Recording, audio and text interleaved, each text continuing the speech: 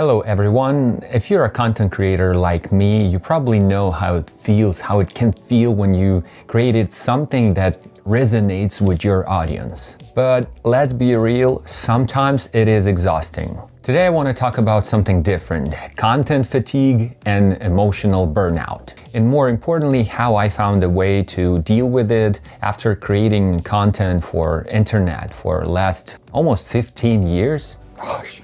Crazy. There have been moments in my life when creating content felt less like a passion, more like a grind. And probably I would say that the more you do it, the more it feels like a grind. Audiences' expectations are growing, your quality of your video, of your sound, of your script should grow, and you kind of like force yourself to grow all the time. The pressure rises the more you do content. And then all these brands coming your way with their deadlines, again, pressure. Overall, you feel like a professional that has to grow, not even mentioning editing and team management. And unfortunately, burnout doesn't really happen overnight. You're never like waking up and you're like, oh yeah, that's it. I feel like they were telling me I'm gonna feel. Yes, I am burned out. No, unfortunately, that's not how it works. Usually you realize you burned out when it's too late. You emotionally exhausted,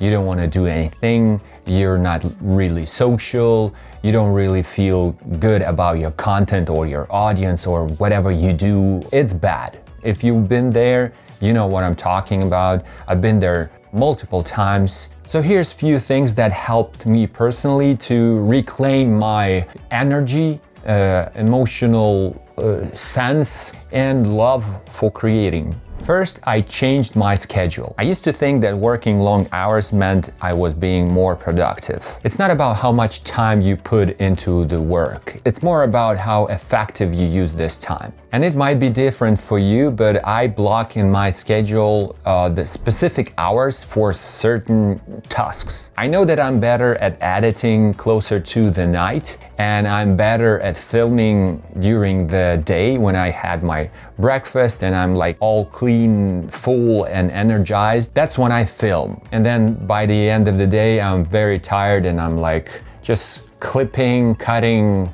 and that's it. And it's important to say that if I edit the video the same day that I filmed, I usually end editing with just having a raw edit where I just removed all the bad takes and that's it. The next day I wake up and I have the worst part of the job finished, so I'm so all excited to add creative touches to my video, emphasize things, add memes or whatever you do with your editing. Like, I never force editing. Sometimes you have to, you know what I mean, but I would definitely split it in multiple days. The worst part of the editing is the first, and then I would do the whole creative process and put my passion into this video and then leave it. And then in a day or two, I will come back to it with a fresh sight and I'll be like just adding, cherries on top everywhere, and then my video is perfect.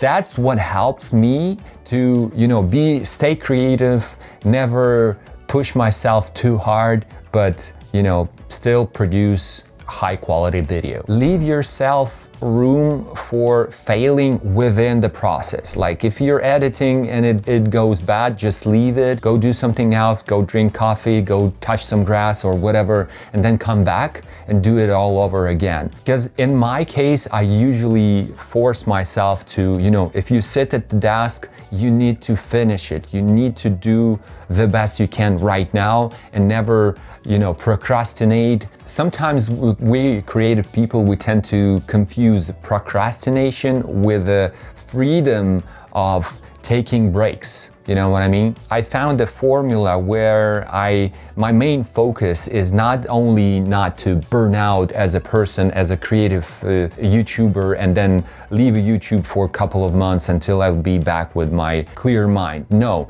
I don't want to burn out within the video itself. I don't want to be frustrated by the end of the video. I want to be happy by the end of the video. But again, as a creative person, probably I uploaded at least 4,000 videos. 4,000 videos. I'm talking about videos where I put effort into, because I've been doing this for a while. And I probably will not lie if I'd say that you're never really happy with the videos you do, but that's a creative thing probably. The videos that I was the most happy about ended up performing the worst, and the videos that I did like very fast and low effort, they somehow became viral. So sad and bad, oh my God. Another thing that helps me to avoid burnout is exploring new things within your creative process. It could be new tools. I don't know if it's just me, but buying a new lens or a new mic or anything, even a new SD card or whatever, like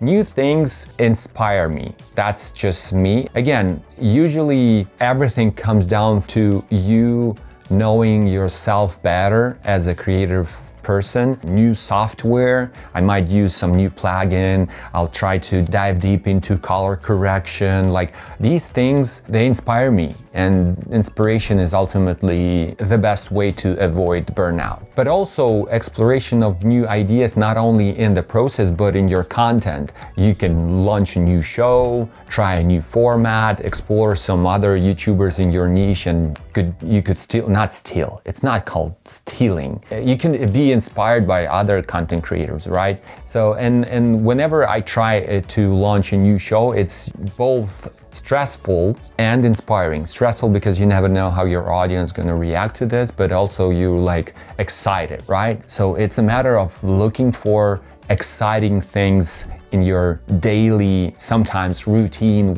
things, and that's what helps me. And the last thing that I want to suggest probably for your consideration, because again, ultimately it all comes down to you knowing yourself better, is that it's okay to take breaks. It is okay, because whenever you feel the first, drops of success with your channel, with your streaming or your TikTok, whatever you do, it feels like you're owing your audience something and they expect you to upload as fast as possible, as much as possible. And this puts a lot of pressure on you. You don't want your channel to be a, sweatshop where you just upload. You want to be happy with every upload you do. That's for sure. Otherwise, you have an expiration date in this circumstances. At some point of my career, I decided that I will never upload anything that I don't want to. For the longest time ever, I would upload a new episode of a show that I hate. Sometime in the past, I loved that. I introduced this. I sometimes invented some shows or some formats. And then it took me so much time doing the same thing that I already hated, but the audience loves it. It's a matter of balance, of course. You don't want to let down your audience, because especially if it's your full-time job, sometimes you need to do things you don't like. And if it's a new episode of the same show for a number of years, then might be this is the part that you don't like but still have to do. But in my case, it's not full-time job anymore. It used to be, but not anymore. And I have this freedom of not uploading for months, not months, like weeks. Probably weeks. I don't feel that there is an idea or a piece of content that will ultimately inspire me, and I'll be happy uploading it. I'll be happy to press this publish button. This gives me a lot of freedom and a lot of satisfaction from this